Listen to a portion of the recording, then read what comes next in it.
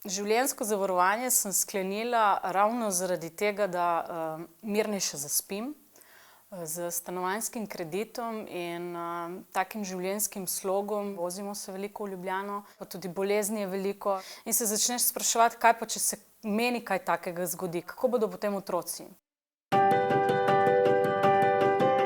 Seveda so pa nezgode, bolezni nepredvidljive, ne izbirajo in v takih trenutkih si lahko pač miren oziroma vsak dan imaš miren, če veš, da boš v takih trenutkih bil predvsem finančno brezskrben. Ker smo se točno zmenili in zbrali zavarovalno vsoto, ki sem jo želela. To mi je bilo zelo všeč, ker sem lahko na ta način res čisto prilagodila našim finančnim, bom rekla, potrebam svoje življenjsko zavarovanje in temu je primerna potem tudi premija. Je ravno prav visoka, ni previsoka in ni prenizka.